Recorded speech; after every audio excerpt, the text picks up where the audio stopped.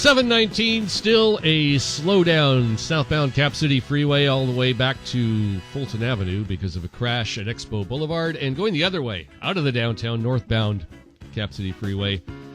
Presumably a rubberneck slowdown the other way. 19 after 7 to the phone. Here is Dan in Sonoma. Sean, good morning. There was a 60-minute story that got my attention. It was their lead story last Sunday, and it was regarding renovating office buildings in downtowns because of post-pandemic, many people started working from home, and that should have been something that should have been entertained a long time ago. But that's another story. But what the story was profiling. What are you going to do with all these empty spaces? And they thought, well, some bright-eyed person thought, hey, you know what? There's a housing shortage. Let's convert a lot of these things into apartments. And on the surface, that sounds like a good idea. But as they're profiling this piece and they're bringing forth all the ins and outs of putting that together, it reminded me this is exactly what the United Nations Agenda 21 mindset was: bring everyone into big cities, stack them on top of each other, keep them all in one location, and now they found a way to do it with some justification. Indeed. The left just never quits. They find any way that they possibly can. And I wouldn't live in one of those damn things, would you? No. I'm still stuck on what they just said about Rachel Maddow a little while ago about how we can't really put Trump on the air because he might lie or something, and we just can't have that. And I'm stuck in that. I mean, how silly is that? We're not going to cover the news. We're not going to cover the news then because somebody might say something wrong. No, it's just because it's Trump, of course, and they just hate him, and that's it. They're not interested in covering the news at all. Remember the accusations of Russian collusion? The thing goes that Russia put us advertisements, and these advertisements fooled the general public that, because these dastardly these advertisements, I accidentally voted for Trump as opposed to Hillary Clinton. Yeah, it was a childlike excuse, and of course that was the genesis for all these investigations for Trump. The media is doing just that. They've been doing it for a long time, and they are indeed the enemy of the people. You and I talk off air. You and I had a similar thought regarding what they talked about yesterday regarding Trump's possible VP pick. Now, we don't know. I don't know for anything.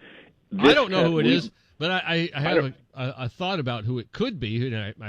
It'd be awesome if it is. We had the same thought. You and I had the same thought. So let's reveal that thought. It's probably wrong then. We both had the same thought. That probably is. All right, let's reveal this on 3. Okay, ready? 1, 2, 3. Larry Elder. Yeah. That would be cool. That makes sense to me. It does make sense. I know nothing, but I'm wondering, is that who it'll be? Right. That would really throw a monkey wrench into the left's plan. Well, what generated that thought was that Gallagher was talking to another Salem host, and that was Gorka. And Gorka seems to know who it is. And again, we have no proof whatsoever. Say they know who it is, but they're not talking. And fine, but we can't help wondering. So because clearly Trump's going to be the man, and so we can't help wondering who it's going to be. Before any of that happened, I was thinking, it's probably going to be a female. But then after they said that, I'm like, nobody's heard anything out of Larry lately. I wonder what he's up to. Maybe that's the plan. I don't know. If it's him, that generates a number of thoughts and possibilities. One, what does the Republican Party do? This is the same. Well, the California Republican Party refused to endorse him, and I know this Republican Party. They just said we're not going to endorse anybody during the recall. That's a lie. They would have endorsed anyone if it wasn't a conservative. If it was a big government Republican, that they would have had the endorsement immediately. How about John Cox? How the RNC handles that, I don't know. You know what the media is going to do? They're going to double and triple down with the way that Larry Elder was treated in the media when he was running for the recall. He was the face of white supremacy. So they're going to say immediately, this ticket has 2 white supremacists on it if Larry Elder is there. And when they do that, people just need to laugh at them. If you really want to go there, if you really want to say Larry's a white supremacist, okay, they need to be mocked. I wouldn't be as surprised if the word token doesn't surface in the media. These people have no shame whatsoever. Well, if it is him, I mean, he can handle that. He's quick on his feet. Without question. Just as long as he stays away from you and your sombrero.